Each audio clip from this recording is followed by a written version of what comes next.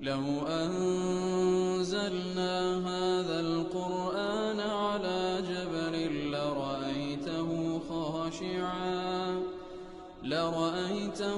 خاشعا متصدعا من خشية الله وتلك الأمثال نضربها للناس لعلهم يتفكرون. الحمد لله والصلاة والسلام على رسول الله وعلى آله وصحبه ومن والاه. السلام عليكم ورحمة الله. بەڕێزان خۆشحاڵم لەوانەی 133 لەوانەکانی تەفسیری قورئانی پیرۆز بێمەوە خزمەتتان بە مەبەستی ڕەزامەندی خوای گەورە و هیوادارم ئێوەی ئازیز سوودی لێوەربگرن. أعوذ بالله من الشيطان الرجيم. بسم الله الرحمن الرحيم. شهر رمضان الذي أنزل فيه القرآن هدى للناس وبينات من الهدى والفرقان فمن شهد منكم الشهر فليصم ومن كان مريضا أو على سفر فعدة من أيام أخر يريد الله بكم اليسر ولا يريد بكم العسر ولتكملوا العدة ولتكبروا الله على ما هداكم ولعلكم تشكرون. بەڵێ خۆشەویستان دیار لە دووانەی ڕابردوو لە خزمەت ئەواتەدا بووین کە خوای گەورە سوبحانەهو وتەعالا دەفەرمی ئەو مانگەی کە لەسەرتان فەرز کرا تێیدا بە ڕۆژی بن مانگی ڕەمەزانە، ئەو مانگەی کەوا قورئانی پیرۆزی تێدا دابەزی واتە سەرەتای دەستپێکردنەکەی دەست پێ کرد کە بریتیە لە هیدایەت لە بۆ هەموو خەڵکی و هەروەها چەندین ئایات و بەڵگەی ڕۆشنن لە زمنی کتابەکانی دیکەی خوای گەورە، یەکە لە کتێبەکانکەی خوای گەورە کەوا هەمووی بریتین لە هیدایەت و لە جیاکەرەوە لە نێوان حەق و باتیل. ئەوجا فەرمووی هەر کەسێک لەنگۆ ئامادە بوو لە کاتی هاتنی مانجی ڕەمەزان بەوەی لە سەفەردا نەبوو و هەروەها نەخۆش نەبوو با پێویستە بە ڕۆژی بی.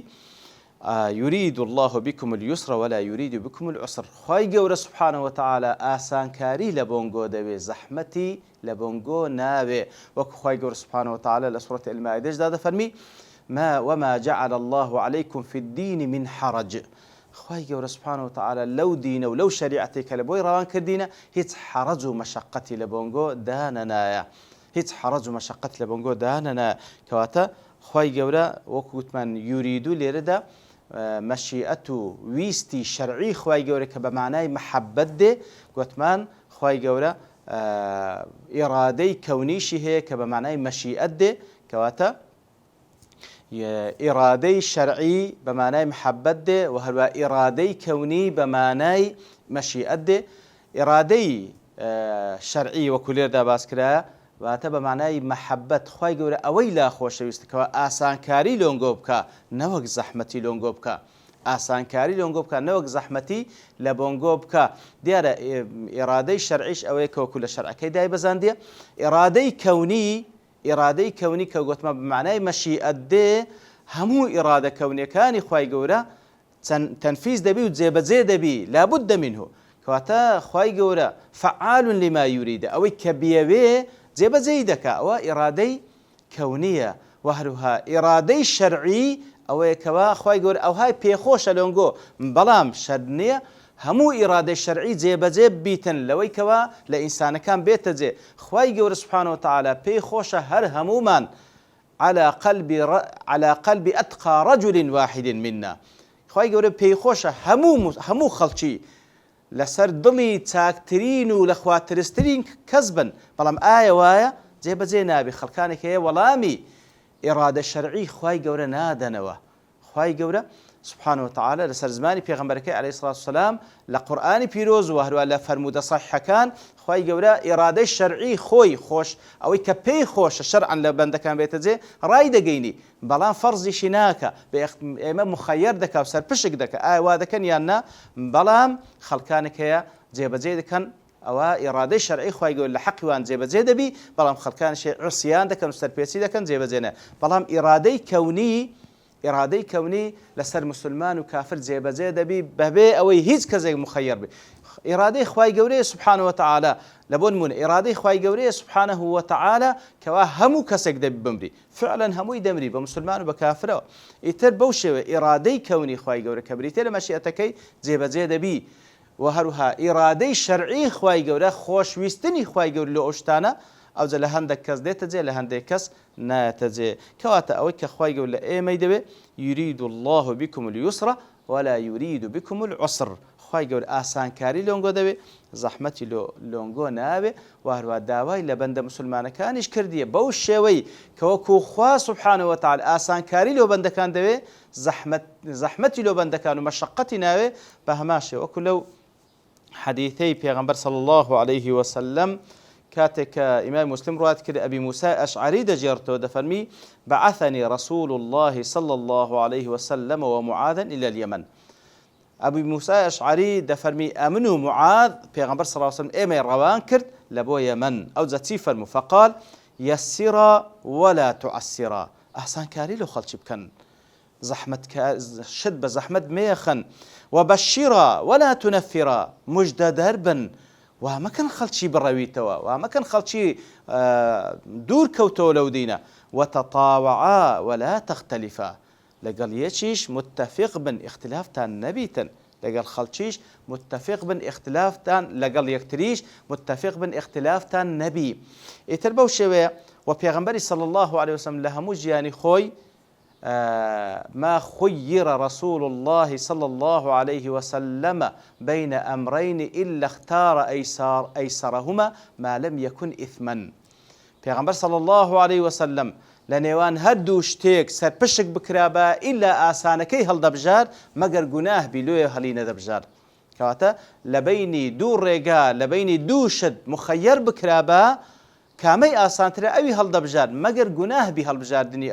ئەو ئاسانکاریە لۆیە نەیکردیە کەواتە بەڕاستی ئەوە سنەتی پێغەمبەرە ئەسڵەن ئەوە ویستی خوای گەورەیە سوبحانەهو وتەعالا و هەروەها سنەتی پێغەمبەرەکەمانە صلی الله عليه وسلم پێویستە ئێمەش هەتا بکرێ بەڕاستی بەو شێوە مویەسیر بین معسیر نەبین لە بۆ مقابلەکانمان کەواتە بەو شێوەیە مبەشیر بین منەفیر نەبین مژدە دەربین خەڵکی دوور نێخینەوە مەگەر براستي أو بابتش باز ذكره يعني خواي جور سبحانه وتعالى أو شريعتي كذا وزان هموي لسر أصل أساسي يسرى أجر مشقد لبو هركس يقدروز بالبو حالته اشتايبت وكو قاعدة شرعية كأويك المشقة تجلب التيسير كاتك واتوش مشقد بوي نخوشي أو مشقة لبو تبروجي يكسر بروجي مبا دواتري أو نبو أو تيمم بكا لبيو نتواني نويج بكي ئەوە لە دانیشتن بکە کەواتە ئەو شتانی کەوا خوای گەورە ناردی سوبحانەهو وتەعالا لەسەر ئەساسی یوسرە عوسری لە بۆ ئێمە ناوێتن بەڵام ئەوەشمان لەبیر نەچی معنای ئەوە نییە ئەمە بین بە کەیفی خۆمان بکەوینە ناوی نا پێویستە لە حدودی شەرع وەکو تازە گوتما پێغەمبەر صلی الله علیه وسلم مەگەر شتێک گوناه بی هەڵی نەبژاردی ئەگەر ئاسانیش بی کەواتە مادام مەجالی تێدایە لە حدودی شەرع دەرناچی ئاسانەکەی هەڵبژێری لە بۆ خۆت و لە بۆ خەڵکی بەڵام کە دیتت لە سنوور دەرچوونە و با بڵێن بەزاندنی سنووری خوا نا ئەمە صاحب شەرع نین ئێمە صاحبی ئەو دینە نین خوا صاحبە سوبحانەهو وتەعالا پێویستە لە سنووری شەرع دەرنەچین و لە بیریشمان بی سنووری شەرع هەمووی لەسەر ئەساسی یوسرە مەگەر کەسێک بێ خۆی بدزتەوە يريد الله بكم اليسر ولا يريد بكم العسر ولتكملوا العدة وهروە خوای گەورە سوبحانەهو وتەعالا پێی خۆشە عیددەی مانجی ڕەمەزان تەواو بکەن ئەوجا 29 ڕۆژە یان 30 ڕۆژە کەواتە ئەو یوریدووە لە بۆ ئەو چەند شتەیەکەوە لە دواتر دێ خوای گەورە ئاسانکاری لۆنگۆ دەوێ و زەحمەتی لۆنگۆ ناوێ و خوای گەورە دەیەوێ وەلیتوکمیلوا العیدە بەقیرائەتەش کە وەلیتوکەملوا العیدە خوای گەورە دەیەوێتن ئەنگۆ عیددەی مانجی ڕەمەزان ئەو چەند ڕۆژێکەوە مانجی ڕەمەزان ئەوجا 29 یان 30 تەواوی بکەن کەواتە خوای گەورە سوبحانەهو وتەعالا ئەوەی لە بەندەکانی دەوێ وەکو مەسەلەی ئێستا کە باز لە ڕەمەزانە بەڵێ نەک چەند ڕۆژێک بە حەماسەتەوە و دائیمەن زۆربەی خەڵکەی وایە چەند ڕۆژێک لە بیدایەتی هەموو کارێکیدا بە حەماسەتەوە دەکات پاشان سەبر سار دەبێتەوە ئیوا هەیە لە ئاخری هەر بە ڕۆژی نابی نا خوای گەورە سوبحانەهو وتەعالا بەردەوامی لە ئێمە دەوێ ئیستقامەی لە ئێمە دەوێ ئیستقامەی لە ئێمە دەوێت وەلیتوکمیلوا العیدە تاوەکو عیددەی مانجی ڕەمەزان تەواو بکەن عدة واتە ئەو چەند ڕۆژەی کەوا لە زمنی مانگەکە ئەوجا 29 یان 30 تەواوی بکەن و وەکو پێغەمبەری صلی الله عليه وسلم دەفەرمی أحب الأعمال إلى الله أدومها وإن قل خوای گەورە سوبحانەهو وتەعالا خۆشەویستترین کار لای خوای گەورە سوبحانەهو وتەعالا ئەو کارێ کەوا بەردەوام بی ئەگەر کەمیش بی بەردەوام بی ئەگەر کەمیش بی کەواتە خوای گەورە دەوێت ئێمە شتەکان کامل بکەین کو لە سەرەتا دەستمان بکرد هەتا و کۆتاییەکەی بڕۆین وەلیتوکمیلوا العیدەتە ولتكبروا الله على ما هداكم وهروها أويل إيما دوي ويستي شرعي خواي قورا أويلا خوشويستا ولتكبروا الله على ما هداكم تاوكو خواب قورا بزان لسر أوي كواهداتي داينا خواب قورا بزان لسر كواهدات يعني فعلا نعمتي هداية نعمتي شي زور قوريه لولاك وكو صحابة ديان فرموا لولاك ما اهتدينا ولا تصدقنا ولا صلينا اگر فضل رحمتي خواي قوري نبي اگر هاتني محمد المصطفى نبي صلى الله عليه وسلم كاويش رحمتي خواي قوري لسر قاي هدايات ما وردقر كواتا خواب قوري بزانك هدايتي داي اوي لسر ايما رغبتي خير ما انتدابي رغبتي اتباع كردني حق ما انتدابي شقاوي لو بها اتر خواي قوري سبحانه وتعالى هداية الدا ولولا فضل الله عليكم ورحمته ما زكى منكم من أحد ولكن الله يزكي من يشاء إنك لا تهدي من أحببت ولكن الله يهدي من يشاء كانت هداية التوفيق لدس خوايا سبحانه وتعالى لدس بيغمبر جنيا صلى الله عليه وسلم أو يان تنهار رين شاندرة ولا دواي ويش ميلاد جراني بيغمبر صلى الله عليه وسلم رين شاندرن هداية لله خوايا هر كسيك أو رين موني لله بيغمبر صلى الله عليه وسلم دي لله ميلاد جري بيغمبر ودي صلى الله عليه وسلم پێویستە قبولی بکە تاوەکو خوای گەورە هیدایەتی بدە ئەو جا کە هیدایەت دای بزانێت لە چ نیعمەتێک دایی لە چ نیعمەتێک دای کە خۆت ناسێ و خوات ناسیە دنیا و قیامەتت لە پێش چاوڕوون بوویتەوە ڕێگای سەعادەت و بەختەوەری دنیا و قیامەتی نیشاندای پێویستە الله بە گەورە بزانی ولتكبروا الله على ما هداكم أو ويستي خوايا سبحانه وتعالى زوكو زانان دفرمون وإشارة شاول بو أوي كوا سنتي بيغمبر صلى الله عليه وسلم لجيجنكان كبتابة الإرباز لجيجني رمضان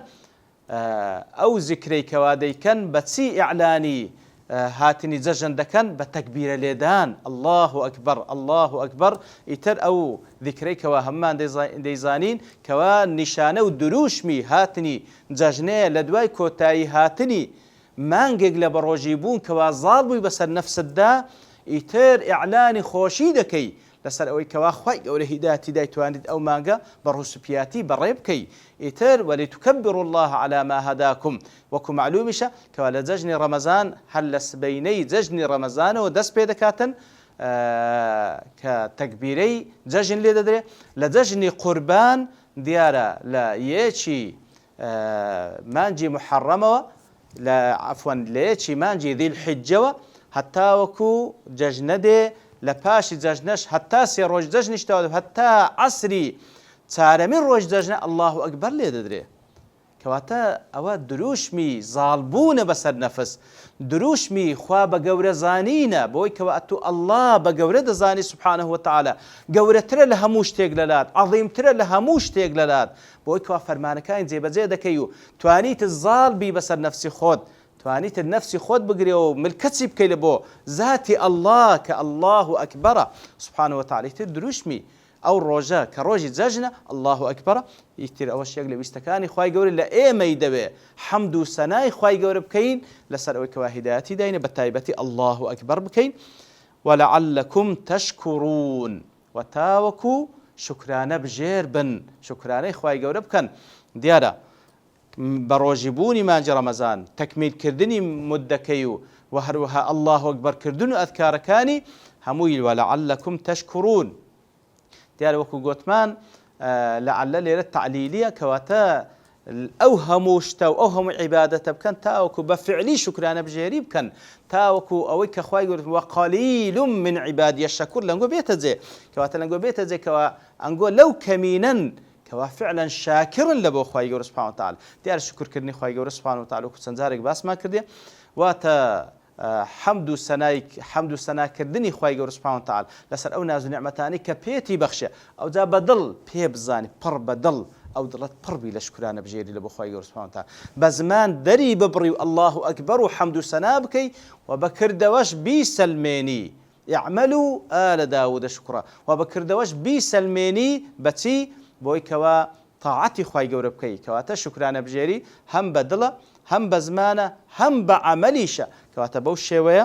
ولعلكم تشكرون كواتا وقت ما هم كاتب وبتابت ليرد لدواي كوتاي هاتني رمضان داخل بوني زجني رمضان نابي بعصيان ودس بك والعياذ بالله كو زور بكسي وادك زور بخلش وادك والعياذ بالله بلكو بشكرانه بجيري وبتهليل وبتسبيح بوي كوا بزاني خوي قلت نعمتي لقل كردي بردوام الكذب لبو همو او فرماناني خوي قول وكل رمضان ده ملكذب لبوي لخوي قول دفارين ولو بندان بين كوا ويستي شرعي خوي قول لي ما بيتجي همو فرمانكاني خوي قول زي بزي بكين وخوا بقول بزانين هم بدل هم بزمان تعبير بكينو هم بعمل وبموقف وبهالويستش بيسلمين كلغير الله سبحانه وتعالى هيز كسجلا إما قولونية وعظيم نية كوا فرماني لي وربقرين لسرتا ورسر دايبني وببين بنديشي شكرانا بجير وصلى الله وسلم على نبينا محمد وعلى آله وصحبه أجمعين وآخر دعوانا أن الحمد لله رب العالمين. لو أنزلنا هذا القرآن على جبل لرأيته خاشعا متصدعا من خشية الله وتلك الأمثال نضربها للناس لعلهم يتفكرون